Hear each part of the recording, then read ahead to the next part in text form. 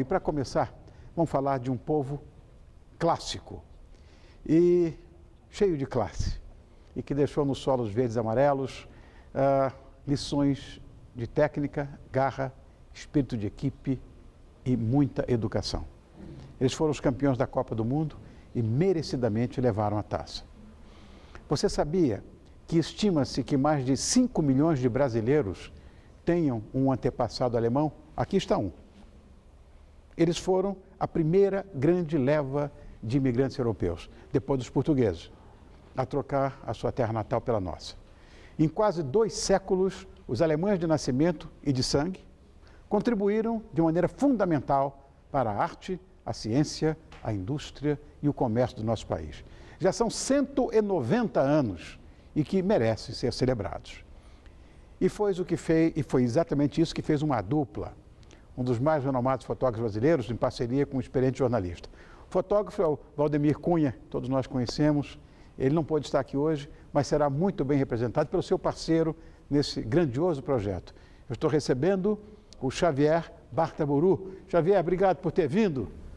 Que você não sabia que era alemão também, né? Olha, que você é uma farra hoje aí. Obrigado por ter vindo, querido. Eu que agradeço a oportunidade. Bom, está vendo a capa do livro ali? Já estou todo em encantamentos. Sim. O Brasil, de fato, possui uma grande colônia alemã, e eu sou sabedor disso, lógico, que enriquece, inclusive, a nossa cultura. Como é que começou a colonização alemã no nosso país? Porque as pessoas não sabem direito. Então, na verdade, a grande articuladora da colonização no Brasil foi a Imperatriz Leopoldina. Exatamente. Que era austríaca. Exatamente. Né? E tanto é que, assim, ela conhecia muito bem a situação na Alemanha, né, que estava um pouco empobrecida pelas guerras com Napoleão, né? Sabia que tinha a Revolução Industrial também, que estava vindo e varrendo, né, as culturas mais tradicionais, né? E aí, e no Brasil estava precisando ocupar o vazio populacional que era a região sul, né, do país. E ao mesmo tempo dar uma organizada na indústria, né, porque o Brasil na época não tinha indústria ainda para não competir com Portugal, né. E aí a Imperatriz, ela articulou a vinda dos primeiros imigrantes. Houve algumas colônias esporádicas, ainda na época da colônia, na Bahia. As primeiras colônias foram na Bahia, ainda em caráter experimental, mas foi depois da independência que se oficializou a vinda dos imigrantes. E aí a data oficial é 1824, que é a chegada dos primeiros imigrantes alemães. Olha lá, o Hermann lá do Blumenau aí, ó. Isso. Esse é o Blumenau. Ai, gente finíssima. Fala, continua falando, vai. Então, e aí a primeira... Olha, o primeiro Odebrecht, esse é de fato baiano, esse foi para a Bahia. Na verdade, ele foi para Blumenau. Ah, é? É. Por que o Odebrecht é baiano? Então, é que teve um ramo dos Odebrecht que depois foi para a Bahia, mas ele foi para a colônia do Blumenau, que era uma colônia que foi criada para ser autossuficiente. Era um projeto, né, de colonização que teve suas dificuldades, mas no fim acabou dando certo. Na verdade, pouca gente sabe, está falando contigo antes, né, Xavier, que eu como descendente de alemães, de alemães prussianos, inclusive, que sofreram muito na Guerra Franco-Prussiana, você sabe das histórias todas, a minha família foi para o Espírito Santo, para o Vale do Canaã. Existem vários livros publicados, inclusive, sobre isso, né, sobre a imigração alemã no Vale do Canaã, mas Bahia, para mim, está sendo uma grande novidade. E talvez seja por isso que eu tenha parentes baianos. Eu tenho mesmo. Deve ter sido isso. Só pode, eu não sabia dessa história. São colônias muito antigas, de quase 200 anos de idade, né? Agora, hoje, por exemplo, como é que vivem essas colônias atualmente?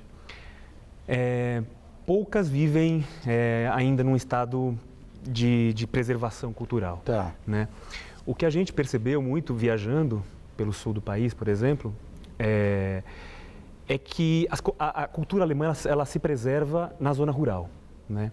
O que não deixa de ser espantoso, porque os vales de colonização alemã, tanto, né, em Santa Catarina, que é o Vale do Itajaí, quanto no sul, que é o Vale Novo Hamburgo, São Leopoldo, Vale do Rio dos Sinos, são vales muito industrializados.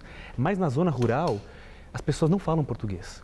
A gente conheceu uma senhora de 90 anos de idade, ela é 4ª geração de alemães no Brasil, e ela não fala português. Mas olha, Ela é brasileira. olha que bonitinha essa foto. Essa é ela. Olha que Dona Otília bonitinho. Hoffmann. Agora, entenda uma coisa também, Chave, que é muito engraçado isso. O alemão, que muitas dessas pessoas falam, para mim é indecifrável. Porque não é exatamente um alemão. É um dialeto quer dizer, rural também, Sim. lá da própria Alemanha, de alguns lugares da Prússia Oriental. E eles não falam o alemão que a gente estudou, o alemão que a gente fala. É um alemão diferente. Isso. É um dialeto maluco. São vários dialetos que eles falam, né? Tem o pomerano, tem um que chama Hunsrück, que é Sim. de uma região do oeste da Alemanha. Que onde havia, de fato, um pouco mais para cá, da Pomerânia.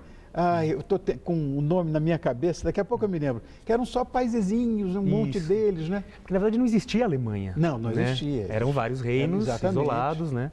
E aí, na verdade, o que veio foram povos de língua alemã, né? Exatamente. Não houve uma imigração alemã, exatamente. Né? Na verdade, a pesquisa para narrar 190 anos de imigração alemã não deve ter sido uma coisa, vamos dizer, simples. Você deve ter sofrido bastante, deve ter viajado bastante. As fotografias são excepcionais, eu adorei, e eu estou doido para ler esse texto. Eu quero que você fale sobre essa pesquisa que você fez. Sim, houve duas partes de pesquisa, né? Uma que foi pesquisa histórica, né? De investigar essa imigração, e aí foi interessante que eu acabei descobrindo alguns fatos muito curiosos. Por exemplo, o primeiro alemão no Brasil chegou aqui em 1500, na Esquadra de Cabral. O quê? Que foi um astrônomo que veio a bordo, o nome dele era Johannes, não se sabe muito sobre ele, né? E ele escreveu uma carta endereçada ao rei Dom Manuel, no mesmo dia que a carta do Pero Vaz de Caminha, descrevendo o céu do Brasil. Ai, que coisa mais No dia 22 de abril de simpática, 1500. Você está só aguçando minha vontade de ler esse livro. A Alemanha, você viu, né? Esteve aqui conosco, é a atual campeã do mundo. Sim. As pessoas falam num show de futebol, mas não foi isso. Eu não vou puxar tanto, eu sou brasileiro, né? Não é que eu vá puxar tanto a brasa para a sardinha dos meus antepassados, mas ela mostrou que é solidariedade também aos brasileiros, né? E os primeiros nomes grandes, quer dizer, o que eles construíram, enfim, que ficou para a gente aqui, e os primeiros grandes nomes alemães, você falou já de alguns, mas eu queria mostrar mais alguma ilustração para você falar sobre eles. Isso. Aí. Então, Hermann Hering, na verdade, são dois irmãos, né? Eles foram para Blumenau também, final do século XIX, e começaram a fabricar camisetas. Exatamente. Uma fábrica... Eles fabricavam camisetas para camponeses. Né? E aí, enfim, virou o que a gente conhece. Conrado Wessel foi um fotógrafo. Na verdade, ele era um técnico em fotografia. E ele criou um papel fotográfico que desbancou a Kodak no Brasil. Meu Deus! A Kodak acabou comprando o papel dele. A história é um pouquinho mais longa, né? Mas ele acabou, na verdade, roubando o mercado da Kodak, papel fotográfico no Brasil. Não vai me dizer que Carl Benz esteve no Brasil? Não, ele não.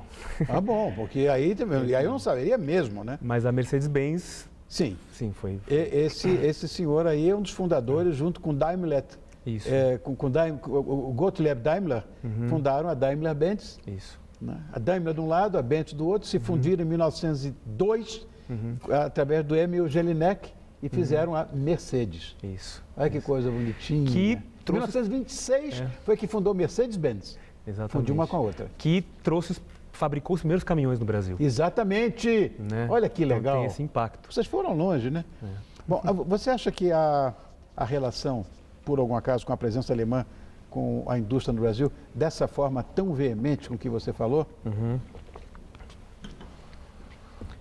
Na verdade, assim, os alemães que vieram, eles eram basicamente ligados aos ofícios manuais. Né? Não eram necessariamente camponeses, né? E eles começaram a fazer suas fabriquinhas ali, né? Até para poder manter a colônia, né? E isso cresceu e virou uma indústria florescente, né? Então a gente tem dois grandes vales industriais, como eu mencionei, né? E essa indústria acabou atingindo níveis muito grandes na cultura brasileira, né? Depois teve a indústria alemã que veio depois, na década de 60, enfim, né? No pós-guerra. A grande colônia alemã que foi para o Vale do Canaã, lá no Espírito Santo, para onde foi a minha família, eles vieram também com uma coisa já de agroindústria, já com café, com as coisas assim. Eram umas outras visões também. Sim. Mas com máquinas para secagem de café, não era uma coisa simples assim. Engraçado isso, né? Agora, um dos grandes nomes do Brasil, e pouca gente sabe disso, desde garoto me diziam essas histórias aqui, que é o Oscar Niemeyer, né? Isso. Que ele é neto, parece, de alemães, né? Na verdade, se não me engano, acho que ele é bisneto ou tataraneto, mas na verdade não são alemães que vieram para o Brasil, são alemães que migraram para Portugal e depois esses portugueses de ascendência alemã vieram para o Brasil, que deram origem à família Niemeyer. E eu tenho exatamente essa etnia equivocada comigo, porque eu sou metade alemão, metade português. Que coisa engraçada, os caras se juntaram lá, acabaram se juntando aqui, nasci eu. Que coisa bonita, eu gosto dessas coisas, adoro isso. Na verdade, a culinária, por exemplo, a gastronomia alemã é uma coisa...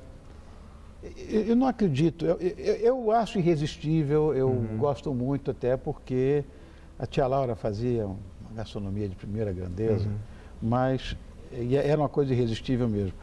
Mas os traços mais marcantes aqui da gastronomia alemã, não sei se caíram exatamente no gosto dos brasileiros ou não, porque eu falo mais daquela gastronomia caseira. As outras não sei. Fala de comida, que eu adoro comer.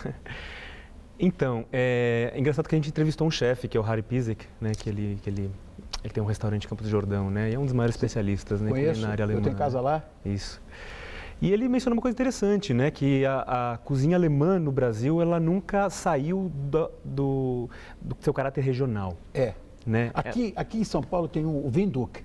Sim. O Windhoek, por exemplo, nós temos um parceiro, inclusive, o Francisco Krieger, que o Chico Krieger, ele é alemão, monta lá, e o que enche de brasileiro, você não faz ideia de paulistano lá. Sim. Enfim. Eu acho que os brasileiros gostam muito, né? Sim. Mas é engraçado que é uma culinária que não se misturou, como a italiana, como até a francesa, né? Enfim, não teve essa mistura com a cultura brasileira, com a culinária brasileira. Ela se manteve ali encapsulada naquele contexto regional. Eles não se misturaram, engraçado. Tudo, as culturas todas gastronômicas se envolveram com a nossa. Exato. Então tem pirê de mandioquinhá, tem açaí com não sei o quê, banana da terra em pirê, tem tudo. E não tem nada. Até a japonesa, né? Tudo. Sushi no rodízio. Mas alemão não. Engraçado isso. Na sua opinião, qual é o maior legado desses 190 anos da ocupação alemã aqui no Brasil? Então, os alemães, eles são um povo muito discreto, né? Então, eu acho que o legado, ele se manifesta de uma forma menos perceptível, né? Diferente de outras culturas e tal. Mas tem uma coisa muito interessante, assim, que a Alemanha está presente na nossa vida o tempo inteiro, né? Na aspirina que a gente toma, né? Nos carros que a gente dirige, até no filtro de café.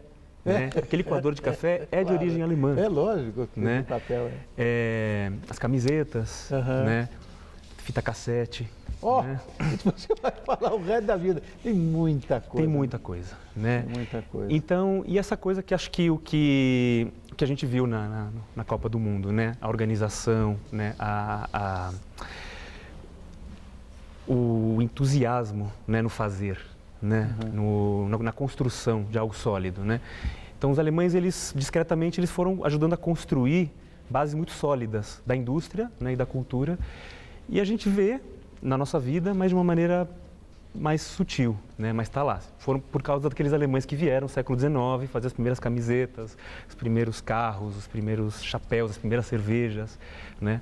Graças a eles é que a gente tem muito da Alemanha aqui na nossa vida. Olha, eu vou dizer uma coisa para você que está me assistindo agora, seja você alemão ou não, eu tenho muito orgulho de ser um descendente desse povo. De fato, são vencedores em todos os níveis.